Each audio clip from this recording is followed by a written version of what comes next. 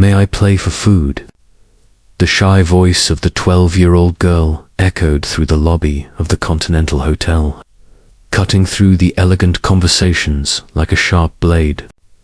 People stopped talking, turning to face the little black girl who dared to interrupt the city's most exclusive charity cocktail party. Amelia Washington stood at the entrance to the main hall, her large, hopeful eyes fixed on the Steinway grand piano gleaming beneath the crystal chandeliers. Her simple, slightly baggy clothes contrasted starkly with the designer dresses and tailored suits around her. She clutched a worn backpack to her chest, as if it were a protective shield. "How did that kid get in here?" whispered a platinum-haired woman, clutching her champagne glass tightly. "Where's security?" The event was a gala to raise funds for underprivileged youth. An irony that did not escape Amelia, who had spent the last week sleeping in different shelters. She had heard about the event when she passed by the hotel entrance earlier, and something inside her compelled her to try to get in. Victoria Sterling, the event organizer and heir to a family fortune, approached with measured steps. At 45, she epitomized the city's social elite, educated, refined, and utterly convinced of her moral superiority. "Darling," she said with a condescending smile, "this is no place for you. There's a McDonald's 2 blocks from here." "I just wanted to play," Amelia repeated, her voice gaining unexpected firmness. "Just one song in exchange for a plate of food." Laughter began to ripple through the crowd. "She thinks she can play the piano," scoffed a man in a navy blue suit. "She probably doesn't even know which key is C. It's cute how imaginative these kids are," added another woman, shaking her head with feigned pity. "They watch a movie and think they can do anything." But Amelia didn't look down. There was something in his posture, a quiet dignity, a silent confidence that seemed out of place in a child of his situation, as if she knew something that everyone else there was completely unaware of. Dr. Robert Chen, a renowned pianist and one of the judges of national competitions, watched the scene from the back of the hall. He had noticed how the girl's eyes fixed on the piano with a reverence he rarely saw, even in advanced students. There was recognition there, familiarity. "Victoria," Dr. Chin approached. "Maybe we should let her play. After all, we're here to help talented young people, aren't we?" Victoria laughed, a crystalline, cruel sound. "Robert, please look at her. Children like this don't have access to music education. It's impossible." What none of them knew was that Amelia had grown up for the first 8 years of her life in a home where music was as essential as breathing. Her grandmother, a classical pianist who never achieved the recognition she deserved because of the color of her skin, had been her first and only teacher. When her grandmother died and Amelia ended up in the foster care system, she carried with her not only the pain of loss, but a talent that even she did not fully understand. While everyone looked at her with disdain, Amelia stood firm as someone who had weathered much worse storms and learned to find strength in her own vulnerability. His fingers moved unconsciously as if playing an invisible melody, a habit he had developed to calm himself in the most difficult moments. If you are enjoying this story of overcoming adversity and justice, don't forget to subscribe to the channel to find out how a simple, innocent question was about to silence a room full of prejudice and reveal a talent that would redefine everything those people thought they knew about human potential. Victoria Sterling crossed her arms and laughed theatrically as if she had heard the most absurd joke in the world. "Very well, dear," she said, her voice dripping with condescension. "Since you insist so much, let's make a little deal. You can play, but with a few conditions. The crowd drew closer, sensing the smell of a cruel spectacle about to unfold. Victoria loved being the center of attention, especially when she could demonstrate her moral superiority in front of other members of high society. First condition, Victoria announced, raising a perfectly manicured finger. You will play only one song and we will choose which one. Second condition, if he manages to play decently, I will personally pay for a full dinner. But, she paused dramatically, when he fails miserably, as we know he will leave here immediately and never bother respectable people again. How cruel, whispered an older woman at the back of the group, but her voice was drowned out by the approving laughter of the other guests. Amelia remained motionless, his eyes fixed on the piano. Something was happening in her mind, memories mingling with the present. She could almost hear his grandmother, Betty's soft voice. When people try to belittle you, let the music speak for you, my dear. Music doesn't lie, and it knows no prejudice. I accept, Amelia said simply, her voice clear and firm. Dr. Chin watched, fascinated.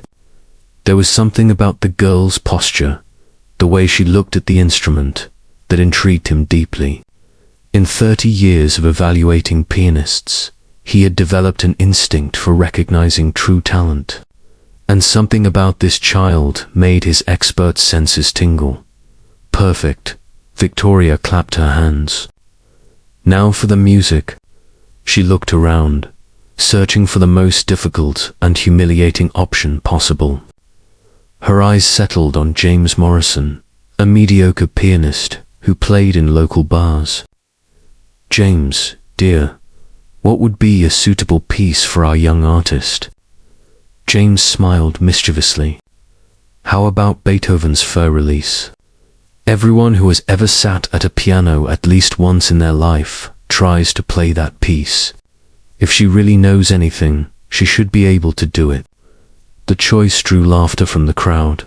Furus was considered a beginner's piece among laymen, but to play it perfectly required refined technique and years of practice. It was the perfect trap. If Amelia knew only the basics, he would try to play and fail disastrously. If he knew nothing, he wouldn't even be able to start. Excellent choice, Victoria applauded. A song that any child who has ever had a piano lesson knows. There are no excuses for failure. Amelia nodded and walked toward the piano.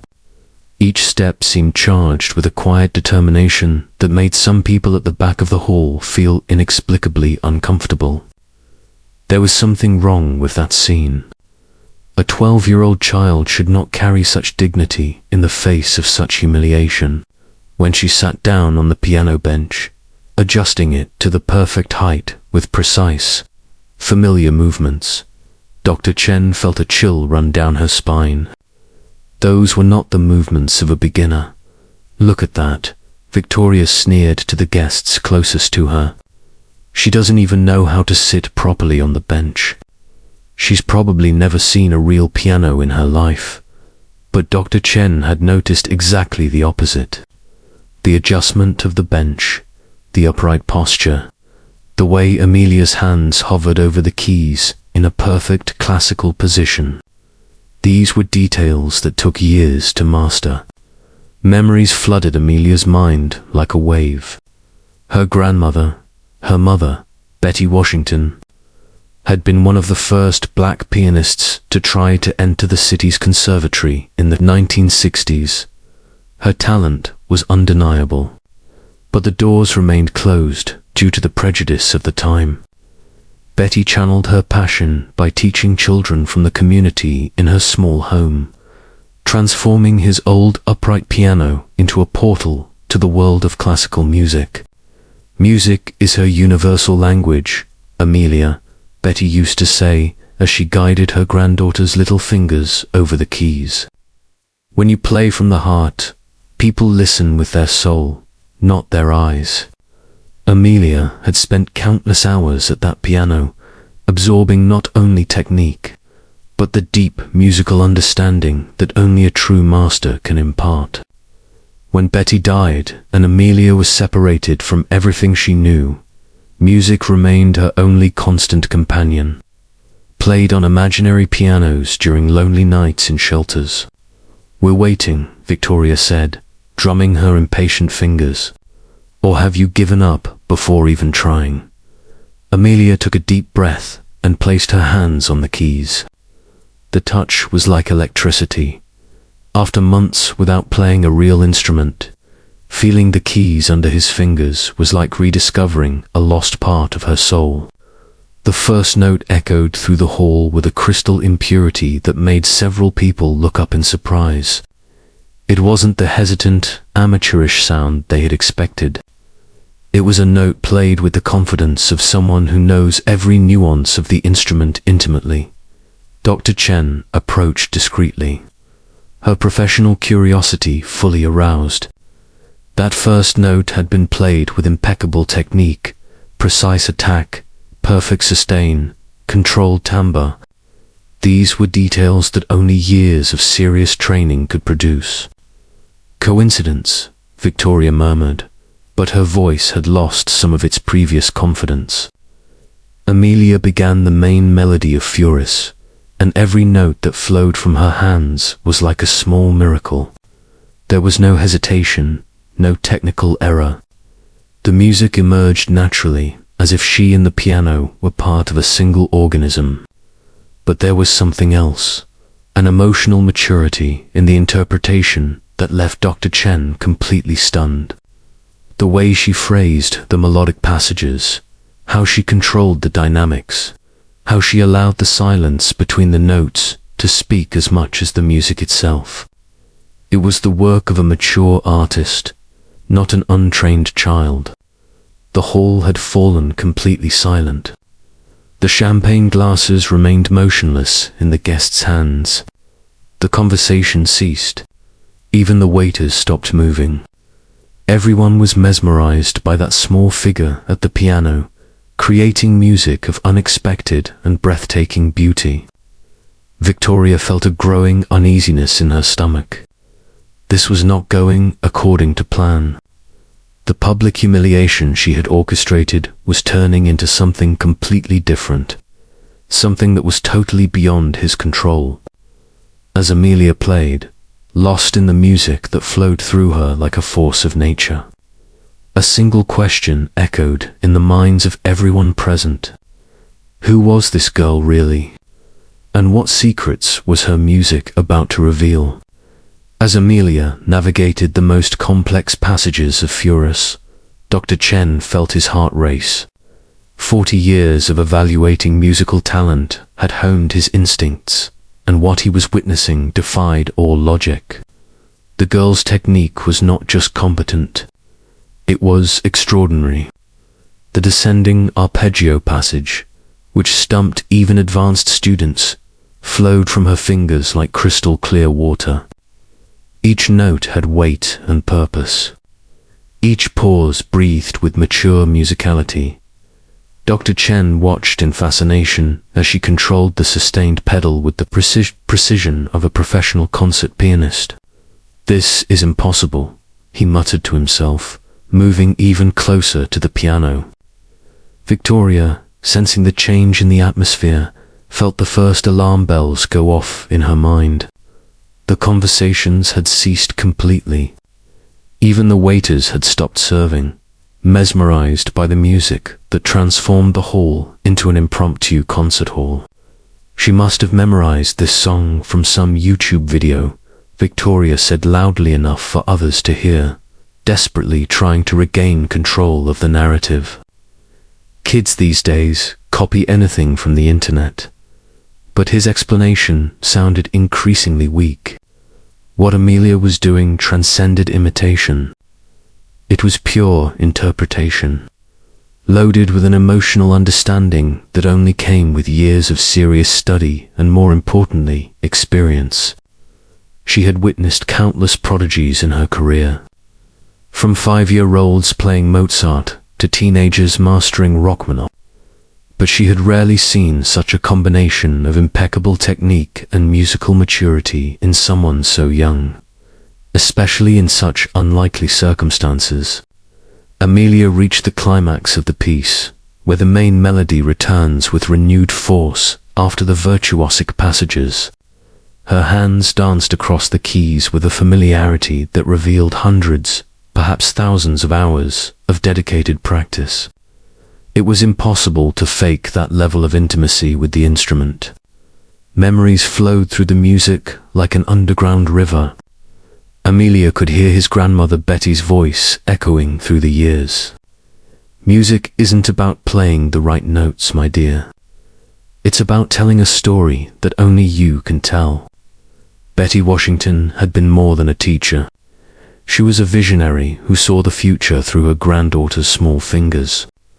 Born in 1940, she grew up at a time when black pianists were systematically excluded from prestigious conservatories and concert halls. Her response was to turn his own home into a musical temple, where children from the community discovered that classical music belonged to them too.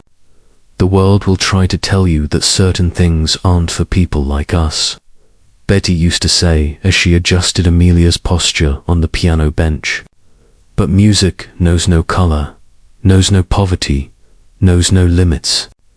It only knows truth.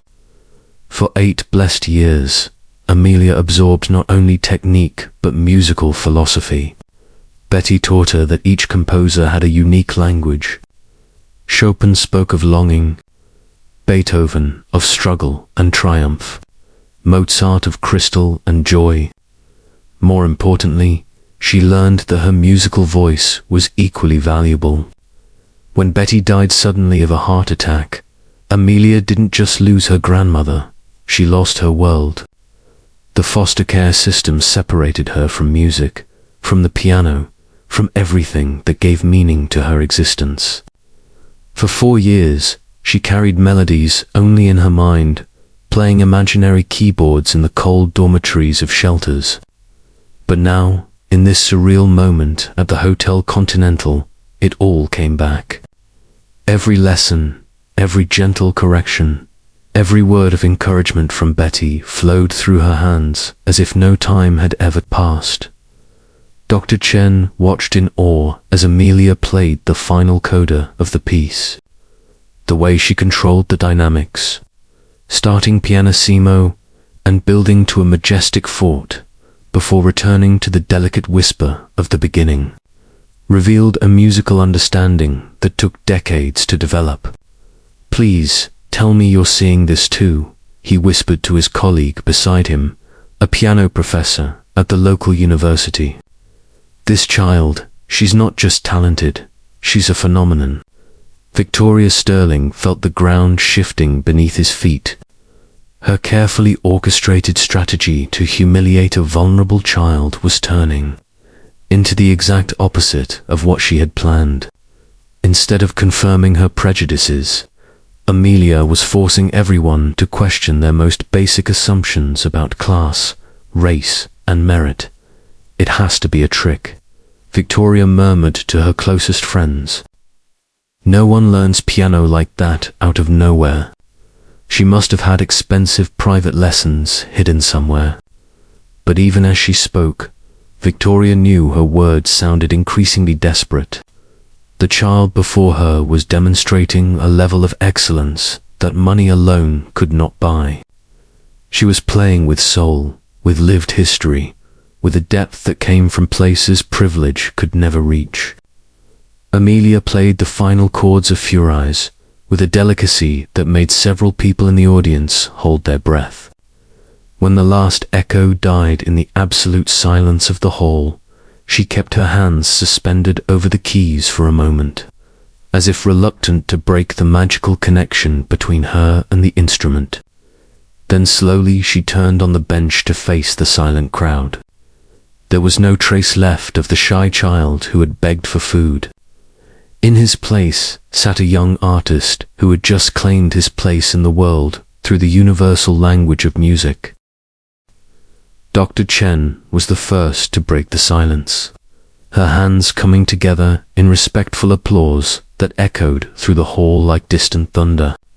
Gradually, others joined in until the Continental Hotel vibrated with genuine acclaim. Victoria looked around in growing panic. Her attempt at public humiliation had turned into a celebration of the talent she had tried to deny. Worse still, she could see in the eyes of the other guests a question that haunted her. If they were so wrong about this child, what else were they wrong about? Amelia remained seated calmly, allowing the applause to wash over her like rain after a long drought. But behind her eyes, something was forming. Not arrogance, but a growing understanding of her own power. She had proven her point, but this was only the beginning. Dr. Chen approached the piano, her expression a mixture of admiration and professional curiosity. "Child," he said softly, "may I ask where you studied? His teacher must be extraordinary." Amelia looked him straight in the eye, and for a moment she allowed all the pain of the last 4 years to show in her eyes. "My grandmother taught me," she replied simply. "She said music was the one thing no one could take away from me." The answer struck Dr. Chen like lightning. A grandmother, not an expensive conservatory, family love, not purchased privilege. Talent cultivated at home, not in elite institutions. Everything he believed about how musical excellence was created was being challenged by a 12-year-old who had just redefined her expectations of greatness. While the hall still echoed with reluctant admiration, Amelia knew she had crossed the line. She could no longer pretend to be just a lost child begging for food. Her music had revealed too much, promised too much. Now, with all eyes on her, an expectation hanging in the air like thick perfume, she had to decide how far she was willing to take that revelation, and whether she was ready to show these privileged people what a worthless child could really do when music spoke through her soul with the force of generations of denied dreams. Dr. Chen approached the piano with careful steps, as if approaching something sacred. "Young lady," he said, her voice trembling slightly, "I need to ask you a very important question. What is your full name?" "Amelia Washington," she replied, maintaining the same calm she had shown throughout the evening. The name struck Dr. Chen like a bolt of lightning. His eyes widened and he took a step back. "Washington, Betty Washington. Are you Betty Washington's granddaughter?" Amelia nodded silently, and Dr. Chen covered his face with his hands. "My God," he murmured. Betty Washington was one of the greatest pianists this country has ever produced. She should have played at the best conservatories in the world, but her voice faltered, laden with ancient pain. Victoria watched the exchange with growing unease. "Robert, what are you talking about? Who is Betty Washington?" Dr. Chen turned to her with an expression that mixed disbelief and disgust. Victoria Betty Washington was a legend in the music community, a virtuoso who was systematically excluded from conservatories and concert halls because of her color. She became one of the most respected private teachers in the country, training dozens of professional musicians. The crowd murmured, some recognizing the name from their own musical experiences. Betty Washington was whispered about in musical circles as a teacher who could transform any dedicated student into an exceptional artist. "But that was decades ago," Victoria said, her voice sounding increasingly defensive.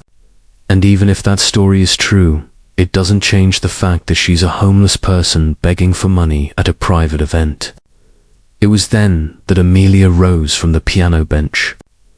For the first time that evening, she allowed her true personality to emerge completely.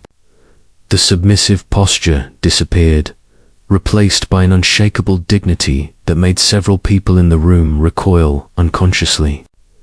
"Miss Sterling," Amelia said, her voice clear and firm.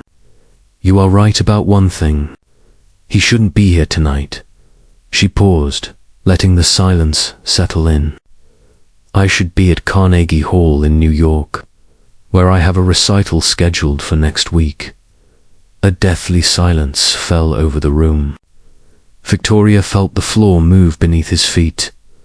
"My name is Amelia Washington," she continued, "and I am the youngest classical pianist ever accepted into the Juilliard School's Young Artists program. I am also the current national champion of classical piano for under 15s. She paused again, allowing the information to sink in. "The reason I am here tonight is not because I need food or money." Dr. Chen watched fascinated, the pieces of the puzzle falling into place in his mind. "The documentary," he murmured. "You're making the documentary?" Amelia nodded. "Exactly. I'm collaborating with PBS on a documentary about prejudice and access to the arts. My producer suggested that I attend charity events for arts education, disguised as a young person without resources to document how privileged people really treat those they consider inferior." The revelation fell on the room like a bomb. Victoria felt all the blood drain from his face. You're filming us." "Hidden cameras," Amelia confirmed calmly. "High definition, audio and video. Everything that happened here tonight has been documented for national broadcast." Victoria looked around desperately, searching for cameras for any sign that this was a cruel prank. "That's illegal. You can't film us without consent." "Actually," Dr. Chen interjected, his voice laden with dark satisfaction, "you signed image releases when you came in. It's written quite clearly on the ticket that this event could be filmed for documentary purposes." He smiled wryly. "I'm sure no one read the fine print." The crowd began to stir, people whispering frantically to each other, some already reaching for his phone to check his ticket. The panic was palpable. "The first part of the documentary," Amelia continued, ignoring the growing chaos, "will focus on how talent and potential are overlooked when they come packaged in appearances that defy privileged expectations. The second part will show how people who claim to be defenders of the arts react when confronted with real art coming from unexpected sources. I simply documented her true personalities when she thought there would be no consequences." Dr. Chen approached Amelia with deep respect. "May I ask, what do you intend to do with this recording?" "The documentary will air nationally next month," Amelia explained. "But I've also created a YouTube channel where I post shorter versions of these social experiments. My latest video, filmed at a similar event in Boston, currently has 2.5 million views, especially when it comes from people who pretend to be virtuous while practicing the very prejudices they claim to fight." The crowd watched in horror as Victoria faced the reality of her situation. In a matter of days, her cruelty would be seen by millions of people. His name would forever be associated with the kind of prejudice and elitism she had so clearly demonstrated. "Mrs. Sterling," Amelia said, addressing the event organizer directly, "you have spent this entire evening telling me that people like me don't deserve to be in places like this, that we have no value, talent, or right to participate in high culture." Her voice gained a strength that silenced the entire hall. "Tomorrow, the whole world will see exactly the kind of person you really are." Victoria tried to speak, but the words wouldn't come out. The magnitude of her impending public humiliation was simply too great to process. Dr. Chen looked around the room, seeing the panic on the faces of the other guests. "How many other events have you filmed?" "This is the 12th," Amelia replied. And it's always the same. People who claim to value art and education, but who immediately judge and dismiss talent based solely on appearances. She turned to face Victoria one last time. The difference between you and her, Mrs. Sterling, is that when I was actually homeless for a few months after my grandmother's death, I learned that dignity doesn't come from money or status. It comes from how we treat other human beings when we think no one is watching. The silence in the hall was deafening. Every person present knew that his words and actions that night would be judged by millions of strangers, and most knew that there was no possible defense for what he had demonstrated, as Amelia discreetly collected a small recording device hidden in her backpack. One question hung in a heavy air of the Continental Hotel. How many other privileged and prejudiced people had discovered too late that the young woman they had despised had the power to reveal her true nature to the whole world? 6 months later, Victoria.